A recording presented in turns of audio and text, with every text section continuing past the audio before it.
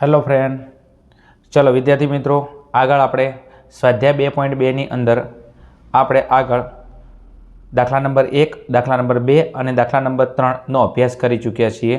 હવે આપણે આગળ ચેપ્ટર નંબર 2ની અંદર દાખલા નંબર 4નો આ વિડીયોની અંદર અભ્યાસ કરીશું. ચલો ધ્યાન આપજો, દાખલો વાંચીશું. એક શહેરમાં રહેતા બાળકોની ગણિત અને તર્ક વિદ્યાની ક્ષમતા વચ્ચેનો સંબંધ મેળવવા માટે એક શૈક્ષણિક સંસ્થા દ્વારા જુદી જુદી શાળામાંથી પસંદ કરેલા 6 બાળકો, એક ગણિત અને એક તર્ક વિદ્યા, બરાબર છે, એટલે એનો સંબંધ જાણવા માટે, બરાબર છે, 6 બાળકોને ગણિત અને તર્ક વિદ્યા આધારિત 20 કોયડા ઉકેલવા માટે આપવામાં આવે છે. એટલે ગણિત અને તર્ક વિદ્યાના, બરાબર છે, કેટલા કોયડા? 20 કોયડા ઉકેલવામાં આવે છે. અને કેટલા વિદ્યાર્થીઓ પસંદ કર્યા? 6 વિદ્યાર્થીઓ પસંદ કર્યા છે. તો સ્મોલ એન બરાબર કેટલા? 6. નિર્દેશ કેટલો આવી ગયો આપણો? 6. આગળ તે બાળકો દ્વારા સાચા ઉકેલ મેળવ્યા હોય તેવા કોયડાઓની સંખ્યા નીચે મુજબ છે. ચલો, કોયડાઓની સંખ્યા આપેલી છે. ગણિત આધારિત કોયડાઓની સંખ્યા અને તર્ક વિદ્યા આધારિત કોયડાઓની સંખ્યા. બીજું આગળ શું કહે છે?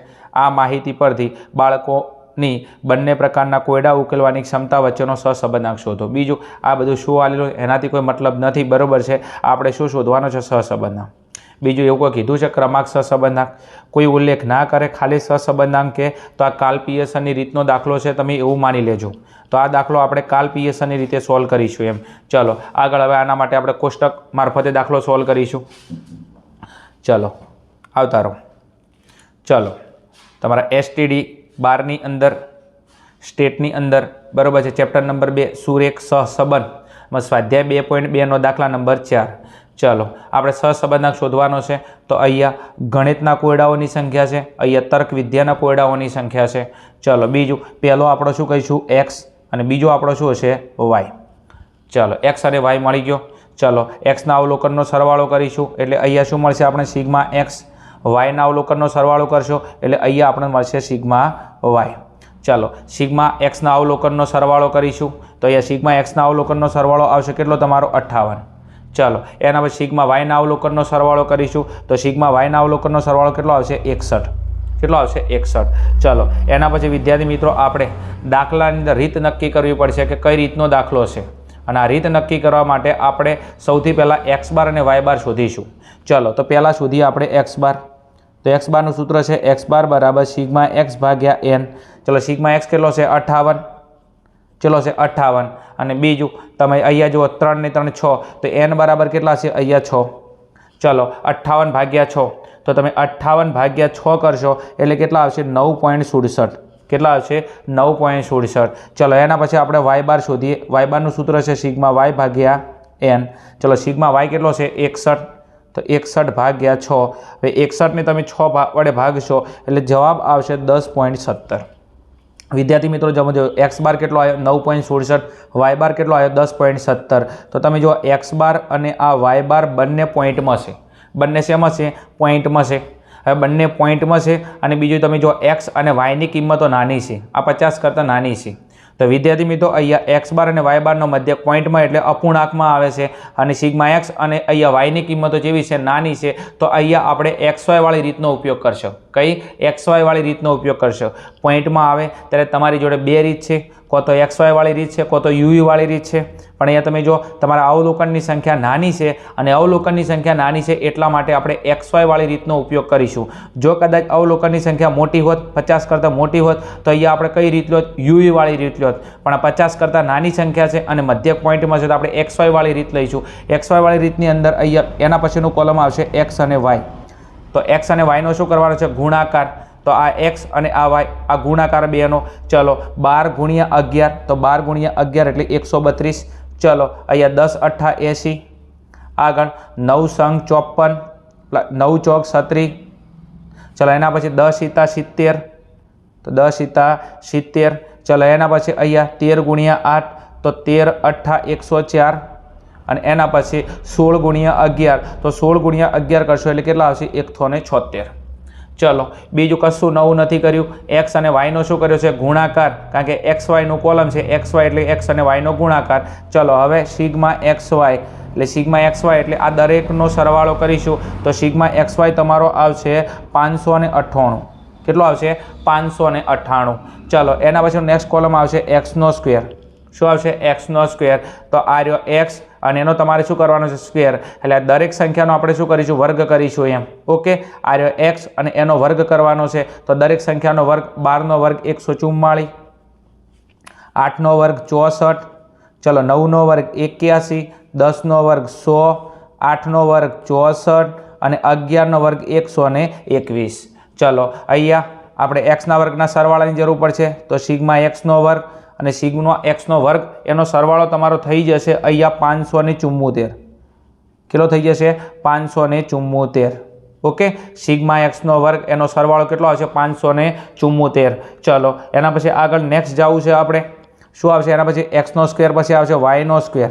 શું આવશે વાયનો સ્ક્વેર. તો આ રહ્યો વાય અને એનો તમારે વર્ગ કરવાનો છે તો આ દરેક સંખ્યાનો વર્ગ કરીશું.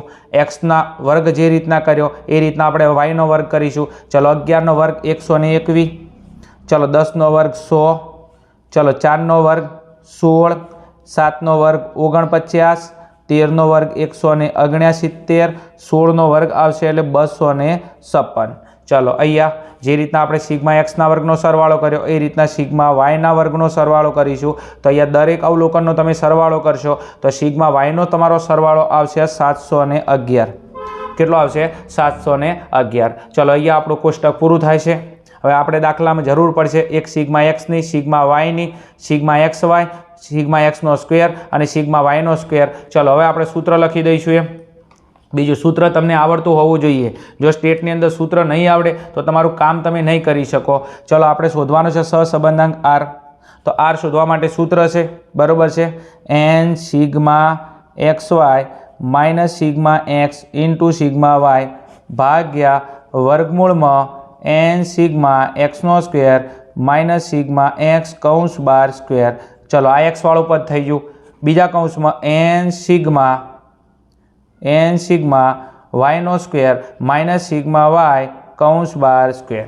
આ સૂત્ર ક્યારે મૂકવાનું કે જ્યારે તમારો મધ્યક પોઈન્ટમાં આવે અને એક્સ અને વાયની અવલોકનની કિંમત નાની હોય ત્યારે. તો આ રીતને કહીશું આપણે એક્સ વાય વાળી રીત. ચલો કિંમત મૂકી દઈશું. ચલો એન એટલે આપણે દાખલાની અંદર જે અવલોકન આપેલા હતા, બરોબર છે, 1 2 3 4 5 6. એન બરાબર કેટલા 6 અને 6 વિદ્યાર્થી પસંદ કર્યા હતા 6. બીજું X Y sigma x Y, તો સિગ્મા એક્સ વાય કેટલો છે 598. કેટલો છે 598. સિગ્મા એક્સ અને સિગ્મા વાય, તો સિગ્મા એક્સ કેટલો છે 58, સિગ્મા વાય કેટલો છે 61. તો અહીંયા લખી દઈએ આપણે 58 અને 61. આ બંને ગુણાકારના સંબંધમાં છે. આગળ ચલો એના પછી એન સિગ્મા એક્સનો સ્ક્વેર, તો એન કેટલો છે 6 અને સિગ્મા એક્સનો સ્ક્વેર, તો સિગ્મા એક્સનો સ્ક્વેર કેટલો છે 574. બીજું અહીંયા જો તમે સીધો સિગ્મા એક્સનો સ્ક્વેર છે અને અહીંયા સિગ્મા એક્સની કિંમત મૂકી અને એનો વર્ગ કરવાનો છે. તો સિગ્મા એક્સનો સ્ક્વેર, તો સિગ્મા એક્સનો સ્ક્વેર કેટલો છે 574 માઇનસ આગળ સિગ્મા એક્સ, તો સિગ્મા એક્સ અને એનો વર્ગ તો 58નો વર્ગ. કોનો વર્ગ 58નો વર્ગ. બીજા કૌંસમાં એન. ચલો હવે વાયવાળું પદ એન કેટલો છે 6 અને સિગ્મા વાયનો વર્ગ, તો સિગ્મા વાયનો વર્ગ સીધો સિગ્મા વાયનો વર્ગ કેટલો છે 711. તો અહીંયા આવશે 711 માઇનસ સિગ્મા વાય, તો સિગ્મા વાય કેટલો છે 61. તો અહીંયા મૂકીશું 61 અને એનો વર્ગ. હવે ઘણા બધા વિદ્યાર્થીઓ અહીંયા ભૂલ કરી બેસે છે, બરોબર છે. અહીંયા તમે રાખો, અહીંયા સિગ્મા એક્સ અને અહીંયા સિગ્મા વાય, તો અહીંયા જે કિંમત આવશે અહીંયા એનો વર્ગ આવશે અને અહીંયા જે કિંમત આવશે અહીંયા એનો વર્ગ આવશે. ઓકે, અહીંયા સીધો સિગ્મા એક્સનો સ્ક્વેરની કિંમત મૂકવાની છે અને અહીંયા સિગ્મા એક્સ મૂકીને એનો વર્ગ કરવાનો છે. અહીંયા સીધી સિગ્મા વાયના વર્ગની કિંમત મૂકવાની છે અને સિગ્મા વાયની કિંમત મૂકીને એનો વર્ગ કરવાનો છે. આ સંખ્યા અહીંયા આવશે અને આ સંખ્યા અહીંયા આવશે. ઓકે, અહીંયા સંખ્યાનો વર્ગ અને આ સંખ્યાનો અહીંયા વર્ગ. ચલો હવે આ બેનો ગુણાકાર 6 ગુણ્યા 598. કેટલા 6 ગુણ્યા 598. હવે તમે એ બંનેનો ગુણાકાર કરશો એટલે એનો ગુણાકાર આવશે 3588. કેટલો આવશે 3588. 6 ગુણ્યા 598 બેનો ગુણાકાર 3588. ચલો 58 ગુણ્યા 61 કેટલો 58 ગુણ્યા 61 એટલે 3538. કેટલા આવશે 3538. ચલો અહીંયા 6 ગુણ્યા 574, તો 6 ગુણ્યા 574 એટલે આવશે 3444. અહીંયા માઇનસ 58નો વર્ગ. હવે તમે 58નો વર્ગ કરશો તો 58નો વર્ગ આવશે 3364. ઓકે, ચલો ઇન્ટુ બીજા કૌંસની અંદર જવું છે આગળ 6 ગુણ્યા 711, તો 6 ગુણ્યા 711 કરશો એટલે તમારો જવાબ આવશે 4267. આગળ અને બીજું 61નો વર્ગ, તો 61 ગુણ્યા 61 કરશો એટલે એનો જવાબ આવશે 37,721. ઓકે, આગળ બીજું નવું કશું નથી. આ બેનો ગુણાકાર કર્યો છે, કેટલો આવ્યો 3588, માઇનસના માઇનસ, આ બેનો ગુણાકાર કેટલો આવ્યો 3538, બીજો આ બેનો ગુણાકાર કેટલો આવ્યો 3444, 58નો વર્ગ કેટલો આવ્યો 3364, આ બેનો ગુણાકાર કેટલો આવ્યો 4266, એને 61નો વર્ગ કેટલો આવ્યો છે 3721. બીજું કશું નથી કર્યું, ગુણાકાર કરેલો જે તમને ફાવે છે. ચલો હવે એક કામ કરો, 3588 માંથી 3538 બાદ કરી નાખો એટલે ઉપર કેટલા વધશે, અહીંયા તમારા 50 વધશે. કેટલા વધશે? 50 વધશે. આગળ હવે એક કામ કરો, 3344 માંથી 3364 બાદ કરશો તો 3344 તમે 3364 બાદ કરો એટલે કેટલા આવશે? 80 આવશે. કેટલા આવશે? 80 આવશે. ઇન્ટુ ચલો 4266 માંથી તમે 3721 બાદ કરી નાખો તો એ બેની બાદ બાકી તમારી આવશે 545. કેટલી આવશે? 545. ચલો હવે કશું નવું નથી કરવાનું. હવે એક કામ કરો, 80નું વર્ગમૂળ કાઢવાનું છે તો તમે 80નું વર્ગમૂળ કાઢશો તો 80નું વર્ગમૂળ આવશે 8 પોઈન્ટ, બરાબર છે. અહીંયા 80નું વર્ગમૂળ કાઢી લઈએ આપણે. 80 એનું વર્ગમૂળ તો તમારું વર્ગમૂળ આવશે 8.94. કેટલું આવશે? 8.94. 80નું વર્ગમૂળ 8.94. ઓકે, રાઉન્ડ ફિગર લેવાનું થતું હોય તો લઈ લેશું તમે. ચલો 545નું વર્ગમૂળ કાઢશો તો 545નું વર્ગમૂળ આવશે તમારું 23.35. કેટલું આવશે?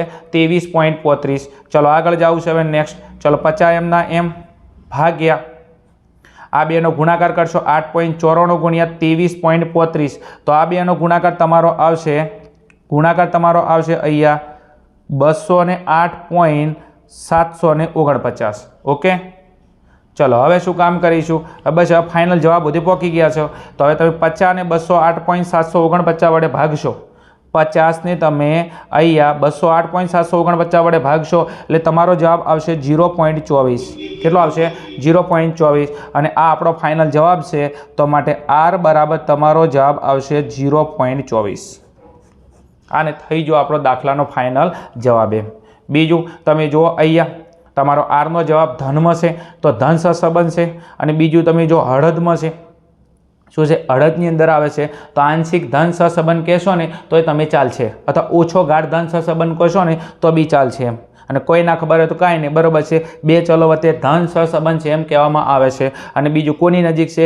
0ની નજીક છે તો ઓછો ગાઢ ધન સહસંબંધ છે એમ કહેવામાં આવે છે. ચલો આપણો દાખલો અહીંયા પૂરો થાય છે. બસ ખાલી નિયમ આપણને આવડતો હોવો જોઈએ. સ્ક્રીનશોટ પાડો, તમે પાડી શકો છો અહીંયા. ચલો આ આવી ગયું આપણું કોષ્ટક, બરાબર છે. બીજું દાખલાની શરૂઆત ખાલી x બાર અને y બારથી શરૂઆત કરીને ખાલી તમને અહીંયા મેથડ સેટ કરતા આવડતી હોવી જોઈએ. બસ ખાલી બીજું નવું કશું નથી એમ. ખાલી તમને કઈ જગ્યાએ કયું સૂત્ર મૂકવું, કઈ જગ્યાએ કઈ રીત આવે, તમને ખાલી એટલું ખબર પડવી જોઈએ. બસ બાકી 100% તમારાથી આ કામ થશે એમ. ચલો અહીંયા આપણો સ્વાધ્યાય 2.2નો દાખલા નંબર 4 પૂરો થાય છે. હવે આગળના દાખલા માટે આપણે આગળના વિડીયોની અંદર મળીશું. બીજું ખબર પડતી હોય તો કોમેન્ટની અંદર કહેજો એમ. અને તમને કોઈ ચેપ્ટરની અંદર તકલીફ પડતી હોય તો એ મને કહેજો, તો ટાઈમ મળશે તો આપણે એનું સોલ્યુશન કરીશું એમ. ઓકે, ચલો મળીશું આગળના વિડીયોની અંદર.